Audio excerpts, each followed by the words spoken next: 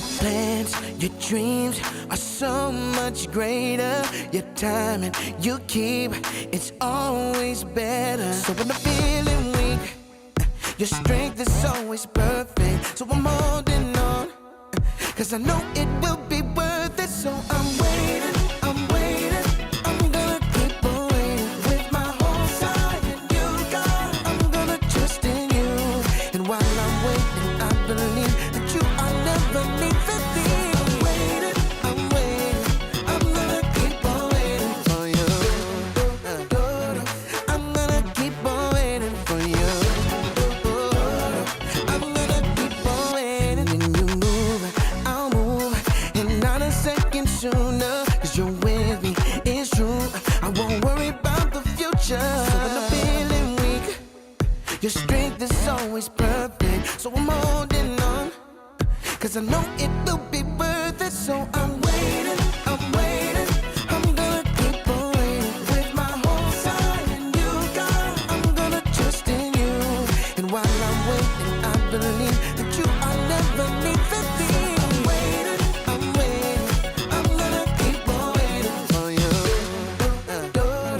I'm gonna keep on waiting for you.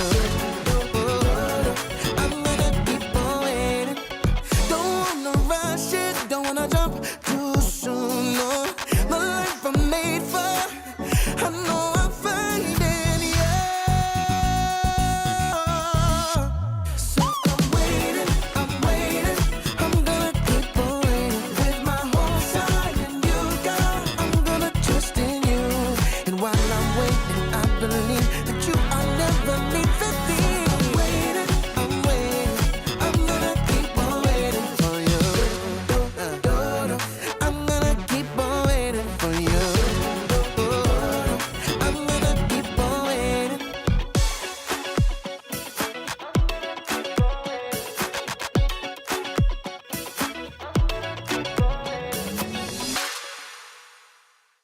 Patience is waiting until later for what you want now. Our memory verse this month is Psalm 27:14. Wait for the Lord. Be strong and don't lose hope. Wait for the Lord. Wait. So you're going to hold your palms up, you're going to wiggle your fingers, and you're going to make small come here motions, like you're waiting and waiting for something to come, and you're calling it towards you. Wait for the Lord. So we're going to make our L sash. An L, shoulder to hip. Lord. And that's the first part. Wait for the Lord. Be strong. So set 2 hands of loose claws on the front of your shoulders and pull them forward into fists. You'll look like you're flexing your muscles in front of you. Be strong and don't. So make an X with your arms and swoop them out while you shake your head. Don't lose. So hold your hands up with the knuckles touching and then shake them down and open, like you were holding something up in front of you and dropped it. You lost it. It's gone now. Lose hope. So hold your open hands up by your face with your thumbs towards you and then flap your fingers in nice and flat. Hope. Don't lose hope. And then we repeat the first part again. Wait for the Lord. And all of that is in Psalm 27:14. Let's try it all together. Wait for the Lord. Be strong. Don't lose hope. Wait for the Lord. Psalm 27:14. Could we do it a little faster? Wait for the Lord. Be strong and don't lose hope. Wait for the Lord. Psalm 27:14.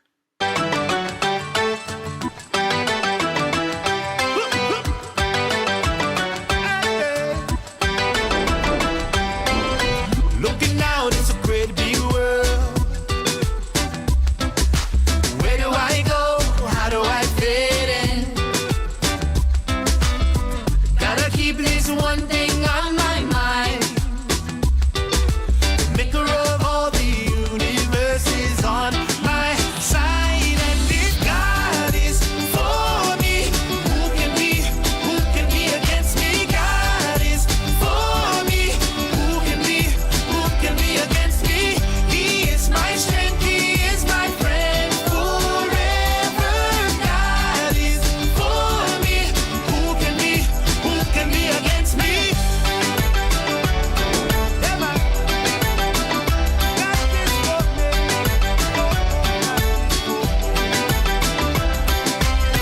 Looking out, it's a great big world. Where do I go? How do I fit in? Gotta keep this one thing on my mind. The maker of all the universe is on my side. And if God is for me, who can be against me? God is for me, who can be against me? He is my strength, he is my friend forever. God is for me, who can be against me? When I just don't understand, God is for me. When life doesn't go the way I planned, God is for me. When I just don't understand, God is for me. When life doesn't go the way I planned, God is for me. If God is for me, who can be against me? God is for me, who can be against me? He is my strength, he is my friend forever.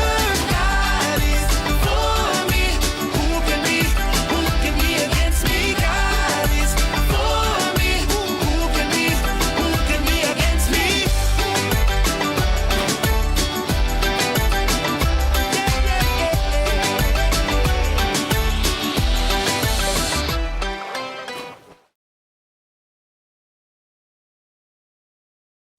What?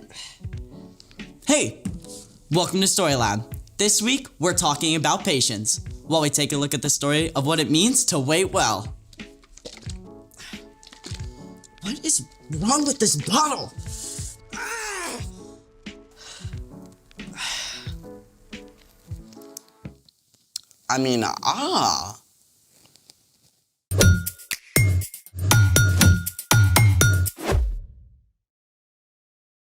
Hey, I'm Skylar. And I'm Sebastian, We're talking about patience.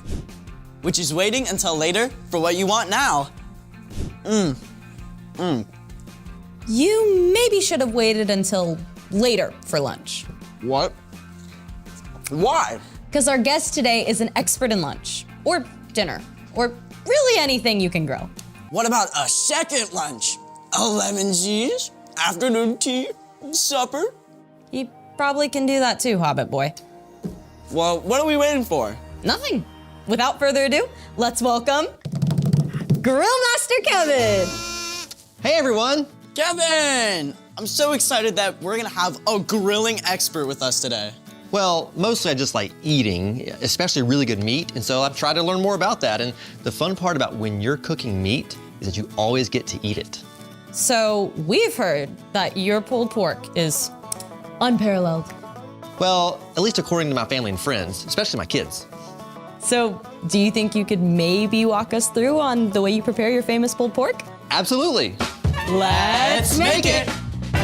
All right guys, first you need to trim up your pork shoulder and put a dry rub like all over it. Well, what does trim up mean? Well, trim up means when you buy a pork shoulder, it's gonna have a lot of fat on it. So you wanna trim off some of the fat because if you have too much fat, it's not gonna taste very good and it's probably not even gonna cook very well. So what is dry rub? Well, dry rub is what you use to season the meat and to make it taste good, and it can break down a lot of the fatty tissue inside. So you take the dry rub and you put it all over the meat. You wanna get the top, the sides, the bottom, everywhere, all around it. Put plenty of it on there until it's good, it's nice and covered. So then you wanna leave it in the fridge overnight, and then the next morning is when you start to prepare the smoker by starting some coals in your smoker, and then you gotta wait for that too to burn down and get ashy so you know the coals are ready. Now, once those coals are ready, you want to pick out some wood logs from the wood pile. Now, this one right here is cherry wood. Smell that. That smells really good. You can smell the cherries in it, really. And so you want to have your wood logs nice and dry though, because if they're not dry, it's going to give a lot of gross smoke and the meat's not going to taste good. But for your wood to get ready, it's got to wait outside in the elements for 6 months to a year so it can actually get dry. Now, that's a long, long wait. Yeah, that is. So you want to add a few wood logs to the charcoal to start a fire in the smoking wood chamber. And then finally, you can take the pork shoulder out of the fridge and put it on the smoker grill. But you have to leave it on there for like 5, maybe 6 hours. But don't look at it, really, don't look at it. Why? There's a saying that says, if you're looking, you ain't cooking, which is true. When you open the lid, you release the heat on your grill, which can slow the cooking process. Now, after 5 to 6 hours, you can check the temperature to make sure that it's at least 165 degrees. After 5 or 6 hours. That's a long time. It is a long time, but we're still not done yet. Next, you pull it off, you wrap it in butcher paper or foil, and you put it back on the smoker for another 2, maybe 3 hours, or at least until the meat has reached a temperature of 203 degrees. Is it ready yet? I'm getting really hungry. It's not ready yet, nope. You take it off the smoker at that point. You wrap it in big towels and you put it inside a cooler and let it rest for about 2 more hours. And then finally, at long last, you can pull it apart and start to eat it. 2 more hours? That totals close to 11 hours? Yeah, it's a long time. But a brisket, if you're smoking a brisket, man, that could take 24 hours on the smoker. Well, what happens if you don't wait and you try and skip some of the steps? Well, if you skip some steps, the meat could end up dry, it could end up tough, it definitely won't pull apart very easily. It's definitely not gonna be as tasty or delicious. And finally, guys, after all that waiting, here is the finished product. That smells heavenly. The presentation, the smell, the look of it, perfect. Well then, guys, I'm gonna use my trusty claws right here. We're gonna pull it apart a little bit, and would you guys like some? Like, try? Yeah. Yes. Oops. All right, well, ladies first. Thank you. Let's see what we got here. And there you go. Wow. All I can say, best second lunch I've had in forever. Glad to hear it. Thank you so much. My pleasure. My stomach is so happy, I can't wait for dinner. Speaking of waiting, it's time for The story before the story. Today, we're in the book of Proverbs, which is a collection of wise sayings, many from King Solomon. Solomon became king at a very young age. He was worried about leading an entire nation with so little experience. One night, God spoke in a dream and told Solomon that he could have any gift he wanted. Solomon could have asked for money or power. But instead, Solomon asked God for wisdom so he could be the best leader for his people. God listened and honored Solomon by making him the wisest man on earth. Many of the things Solomon learned were said and written down, together with other wisdom. The sayings, called Proverbs, are short sentences or stories that help people make wise decisions in their everyday lives. Which is where our story starts. Take it away. Hey everyone, I'm Erica, and today,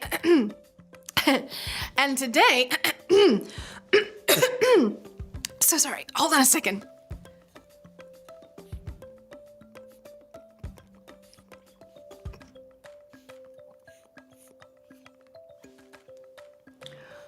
Whew. That's better. Thank you for your patience, which is actually what we're talking about today. In Proverbs, we find wisdom that can apply to every area of our lives, especially when we get frustrated or have to wait for what we want. Let's check out this awesome verse. Proverbs 14:29 says, "Anyone who is patient has great understanding, but anyone who gets angry quickly shows how foolish they are." Ouch! Let's break that down. Anyone who is patient has great understanding. Someone who has understanding makes wise choices. So, choosing patience can help you become a wise person. But let's look on that flip side. But anyone who gets angry quickly shows how foolish they are. Being foolish doesn't mean that you aren't smart. In fact, you could get 100% on every test and still make foolish choices when something makes you angry. Patience is a gift and skill that you can develop. It's all about choosing to respond instead of react. Think of it this way. Suppose a kid cuts ahead of you in line on the playground. If you choose to react without thinking first, you're probably going to shove back or yell at them. And we all know how that ends up. But if you choose instead to respond, you take a deep breath first, you think about what you're gonna say and do. You remember that you have the power to stop a fight rather than add to it. You might even make a quick silent prayer to God. Help! It's very silent. Then you choose to respond with patience and not shove back or yell. You can always tell a teacher if it keeps happening, but in the meantime, you stop a fight and you will still get a turn, even if you have to wait a little longer. In the Bible, we discover a lot of stories about patience. Stories about people who were super impatient, but also stories of people who learned patience through the tough work of waiting. Take King David. He waited more than 10 years from the time he was anointed as Israel's next king until he actually became king. And during most of that time, he was on the run. I keep my eyes always on the Lord. He is at my right hand, so I will always be secure. Or think about Joseph. He also waited years and years from the time his brothers sold him to be enslaved through unfair imprisonment to when he was released and put in charge of all Egypt. Joseph later told his brothers, You intended to harm me, but God intended it for good. And finally, remember Jesus. Jesus chose to be patient at all times, both with his friends and family, who often misunderstood him, and with his enemies, who constantly tried to trick him. Jesus is a perfect example of patience, and David and Joseph can also show us what it looks like to wait well. Let's take one more look at our verse. Anyone who is patient has great understanding, but anyone who gets angry quickly shows how foolish they are. So, choose to take a deep breath. Choose to respond instead of react. Choose to do something creative or helpful with your time. And pretty soon, you'll discover what it looks like to wait well. The end. Gotta admit, I usually get it backwards. Speak first, think second. Yeah, for me, it's more about holding my tongue when I have to wait a long time, like on a road trip. Are we there yet? Hey, I am not the perfect model of patience either, but I can say that I'm growing. I'm more patient now than I used to be. So, what's our part in the story? Our role is to learn how to wait well. And there are lots of ways to do that. The first and best way to wait well is to ask God for help. Paul wrote that patience is actually a gift from God's Spirit. You can also wait well by finding something to do with your waiting time, like encouraging someone. You could even make the time go faster by building an awesome brick creation. Or surprising your mom by taking out the trash before she asks. Another great way to wait well is to make yourself take a couple of deep breaths. And give yourself time to think before you react. You can also remember What's true? That God loves you and has a good plan for you, even when you have to wait. And God is always with you when you wait. Even on a 10-hour road trip when your little brother is poking you in the backseat. Even then. I'll see you next time. Bye. So here's the thing. Waiting can make you wise. Waiting can also make you some really, really yummy food. It's still hours to dinner time. Yeah, but right now it's officially Story Lab snack time. yes. Yes, it is. Thank you for joining us in the Story Lab. See you next time. Pickles. Kevin, it was so awesome of you to do our waiting for us. My pleasure. Singular Can't forget mine pickle. too. I like Story Lab snack time too. Don't forget the barbecue sauce. You gotta have barbecue sauce. That's the most important part. It can be tough to wait patiently. Sometimes it's really, really tough. But there are things we can do that will lead us towards patience. The first and best way to wait well is to ask God for help. Like Solomon said, patient people have great understanding. Waiting can make you wise. Say that with me. Waiting can make you wise. And remember, we can always look to Jesus' example to see what it looks like to be patient with the people around us. Jesus was kind and compassionate as he taught people, as he healed people, and as he showed God's love everywhere he went. Waiting can make you wise. The next time you have to wait, think about what it means to wait well. Maybe you could find something good to do with your waiting time, like playing catch with your little brother, or surprising your parents by emptying the dishwasher, even though it's not your turn.